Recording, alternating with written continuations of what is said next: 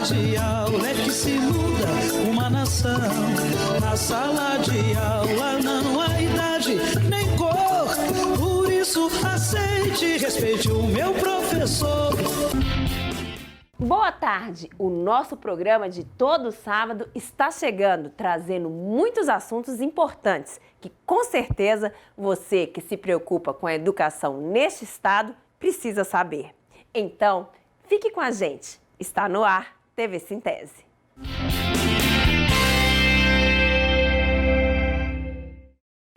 Eu disse na abertura do programa que você ia ficar sabendo de coisas importantes que estão acontecendo na educação sergipana, não foi? Então, vamos para uma delas.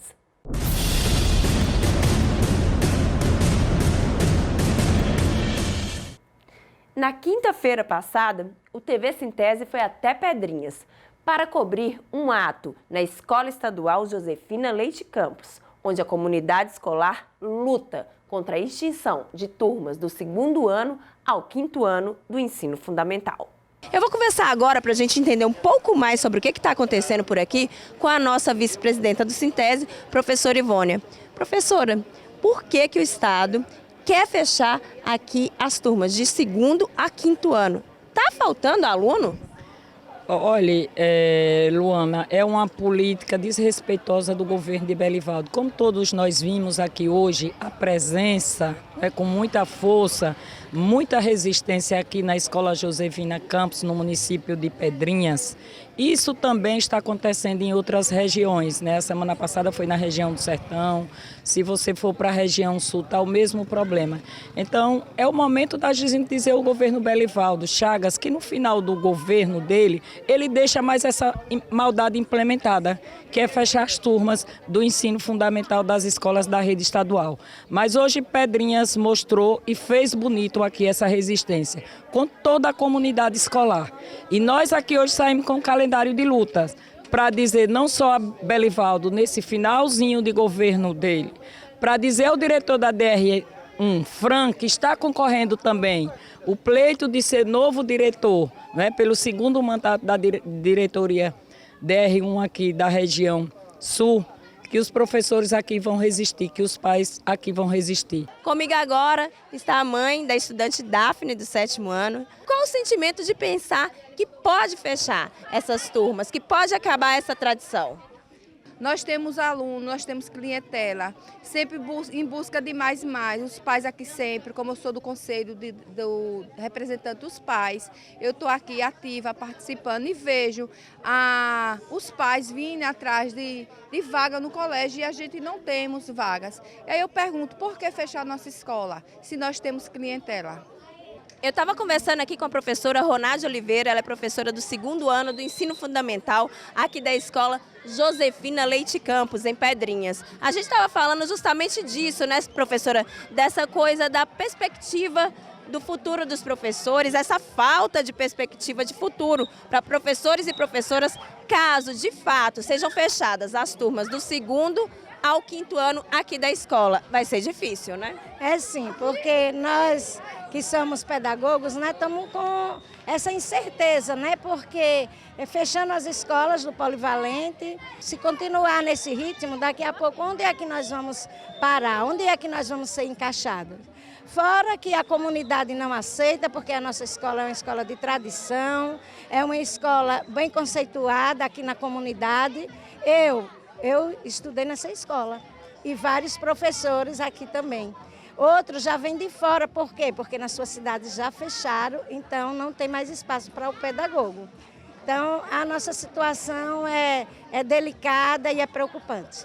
Para vocês terem uma ideia de como essa escola é tradicional aqui na comunidade, aqui em Pedrinhas, a professora Elisângela de Souza Cruz estudou aqui e hoje é professora, trabalha com as crianças do 3º ano do ensino fundamental. Seria uma pena, né, Elisângela, a perda. Inclusive, vocês estão organizando um abaixo-assinado para pedir que não seja fechada a escola, além de outras reivindicações também. Isso, exatamente. Além da melhoria da quadra, que já está com problema no telhado, está saltando, né, essa melhoria da quadra, ampliação da escola, porque tem poucas salas. A procura é muito grande de matrícula. A quantidade de de salas ainda é pouca. Se tivesse mais, teríamos mais turmas. Né? Isso, então, a nossa sala também de informática, que veio, na verdade, começou a obra, mas não finalizou. A gente está sem a sala de informática para os nossos alunos terem acesso nas pesquisas. Então, além da gente reivindicar que permaneça as turmas de 1º ao 5º, e aí permanecendo fortalece as turmas de 6º ao 9º, a gente quer também a melhoria da nossa escola. A gente quer uma reforma. Tivemos uma reforma sutil, mas queremos uma reforma melhor ainda. Uma dedicação, uma atenção maior ainda para a nossa escola. E vamos continuar repercutindo esse assunto. Está aqui comigo no estúdio o presidente do Sintese, professor Roberto Silva. Boa tarde, Roberto, tudo bem? Tudo bem. Roberto, faz para a gente um apanhado sobre esse enfrentamento que o Sintese vem fazendo contra o fim dos anos iniciais do ensino fundamental na rede estadual de ensino. A gente acabou de assistir a situação em Pedrinhas. Isso está acontecendo em outros locais e qual a justificativa do governo do estado?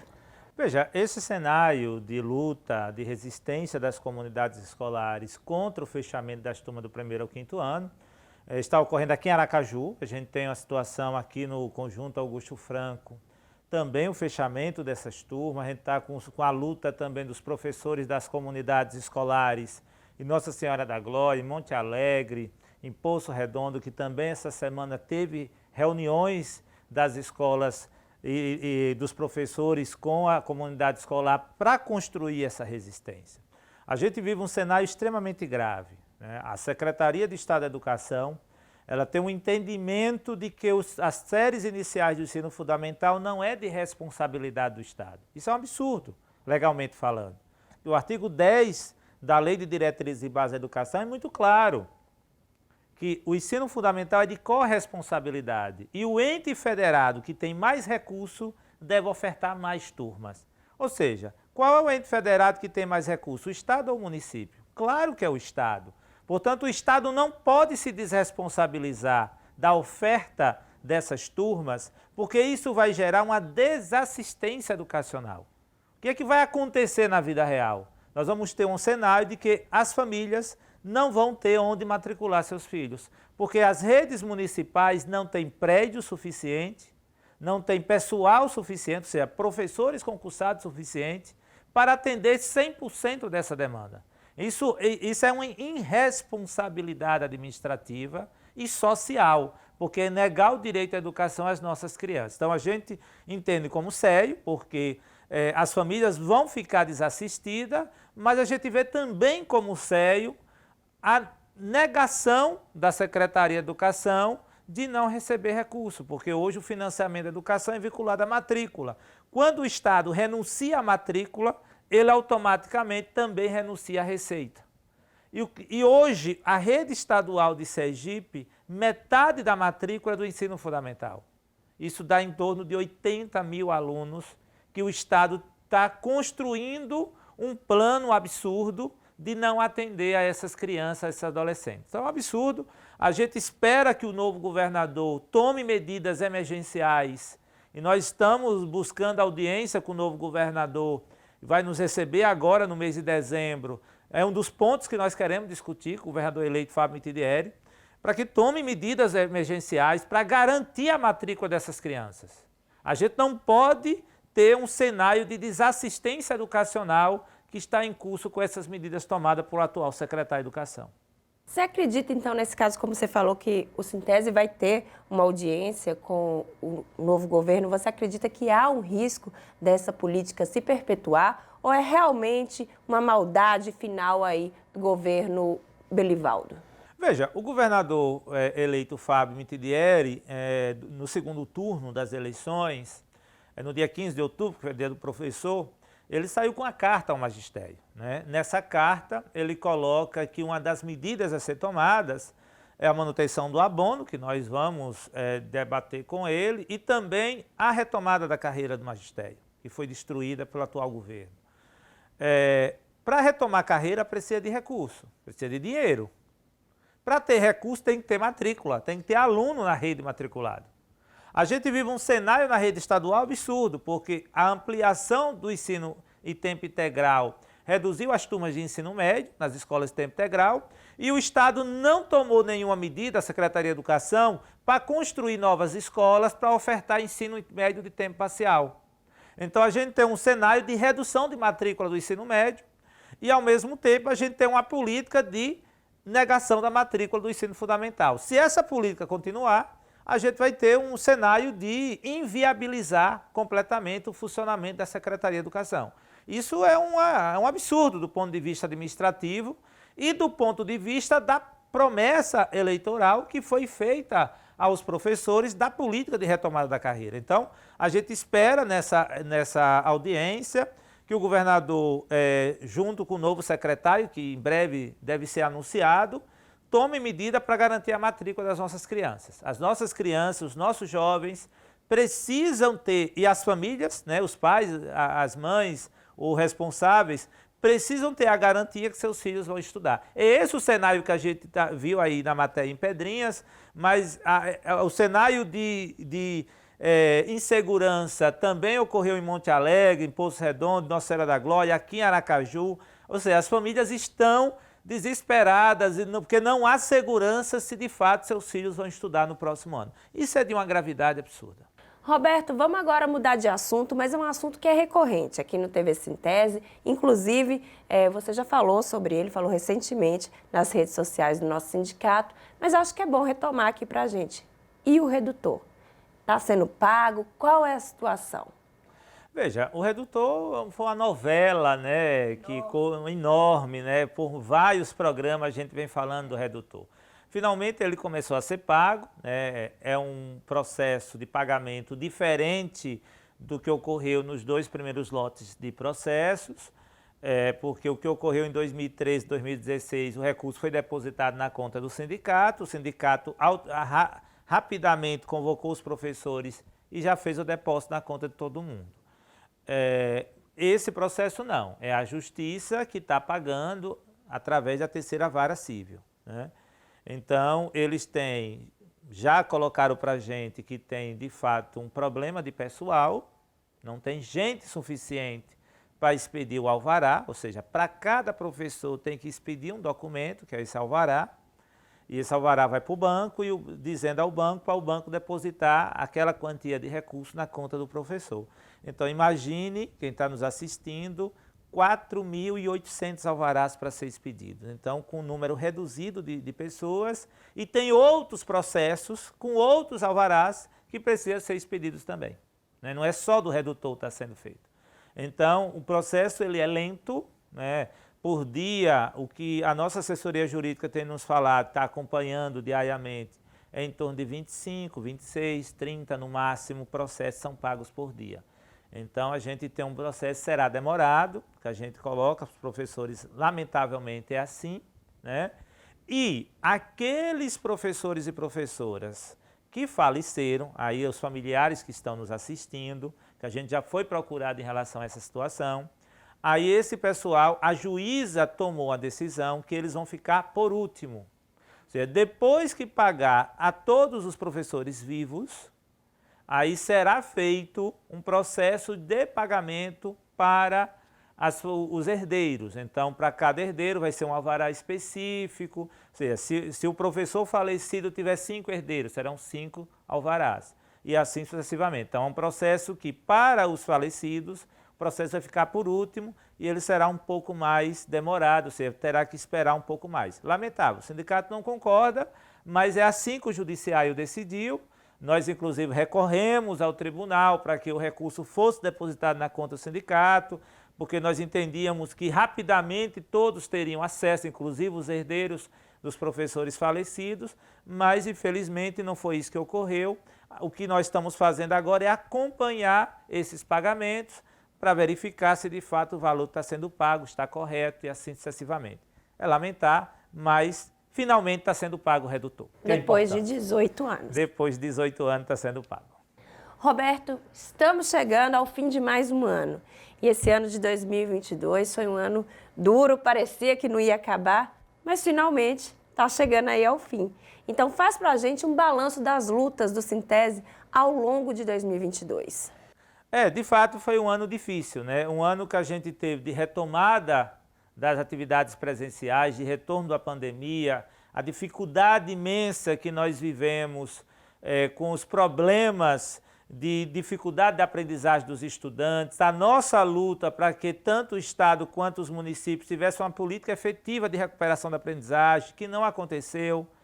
Nós poderemos ter um ano de reprovação alta de estudante, é lamentável porque não houve uma preocupação, não houve durante a pandemia para garantir o acesso à conectividade à internet, e com o retorno das atividades presenciais, esses estudantes que não tiveram aulas virtuais, eles não tiveram nenhum tipo de assistência, nem do Estado, nem dos municípios. Então isso pode ter um resultado ainda mais drástico agora no final do ano, né? Além do debate do reajuste do piso, né, 33,24%, um percentual alto, e a dificuldade de negociação em muitos municípios. No Estado, a gente viveu um cenário de destruição da carreira, o governo fez uma maquiagem jurídica para dizer que estava pagando o piso, destruindo totalmente a carreira do magistério. Ou seja, as dificuldades a gente entende são grandes, né? Roberto, quero agradecer a você por essa entrevista e vamos lá, vamos seguir de cabeça erguida, firmes. Afinal, como diz o slogan do nosso sindicato, somos muitos, somos muitas, somos fortes. Sempre. Obrigada. E nós vamos continuar na luta. Vem aí, o direito é seu. O direito é seu. Tudo bem, professores e professoras? Hoje iremos falar sobre um assunto que semana passada foi notícia em toda a mídia nacional. Para alguns, uma grande novidade. Mas para vocês, professores e professoras, que acompanham diariamente o Sintese, o assunto já era de conhecimento de todos, pois já havíamos falado sobre esse mesmo assunto em outros programas. Mas como conhecimento nunca é demais, vale a pena falarmos novamente sobre a revisão da vida toda. Porém, com uma grande novidade, ou seja, a decisão definitiva do Supremo Tribunal Federal. Então vamos logo ao ponto. Na semana passada, o STF decidiu definitivamente que a revisão da vida toda é válida e é totalmente constitucional. Ou seja, vocês, professores e professoras, aposentados e aposentadas, que já estavam inscritos no INSS antes de novembro de 1999 e se aposentaram após esse período, têm o direito de verificarem se a revisão da vida toda é para vocês. Mas é muito importante dizer que essa revisão servirá para alguns, enquanto para outros em nada servirá. Pois dependerá muito, mas muito mesmo, do seu histórico salarial recebido durante todo o seu período de trabalho, ou seja, a vida toda. Por fim, não podemos esquecer que o direito à revisão também servirá aos pensionistas dos professores e professoras já falecidos, bem como para aqueles professores e professoras aposentados por invalidez. E para sabermos se vocês terão direito a essa revisão, é importante procurar o Sintese, agendar pelos telefones da sede ou das suas subsedes um atendimento presencial com seus advogados, para que seja feito um estudo de viabilidade antes de entrarmos com a ação judicial. Até lá e a todos, um forte abraço e até o próximo programa. O direito é seu. Hoje é comemorado o Dia da Declaração Universal dos Direitos Humanos. Por isso, no Cine Resistência desse sábado, nós vamos sugerir o filme Direitos Humanos para Humanos. No escurinho do cinema. O documentário Direitos Humanos para Humanos é de iniciativa do cineasta Gabriel Felipe. O filme tem a finalidade de romper com o véu da desinformação que envolve o tema direitos humanos na sociedade brasileira. A obra conta com a participação de autoridades, professores e pesquisadores engajados na luta dos direitos humanos. Para assistir e aprender mais sobre esse assunto, basta ir ao YouTube e colocar o nome do documentário, Direitos Humanos para Humanos. Bom divertimento para todo mundo. No escurinho do cinema. Chamar a atenção para a importância da garantia dos direitos humanos, não somente hoje, mas sempre, é nossa obrigação. É a obrigação de um sindicato que sabe que os efeitos da educação em direitos humanos podem ser dramáticos no despertar das pessoas para o valor das suas próprias vidas. O TV Sintese vai ficando por aqui. A gente se vê no próximo sábado. Para você, Boa tarde e boa sorte. Professores, protetores das crianças do meu país, eu queria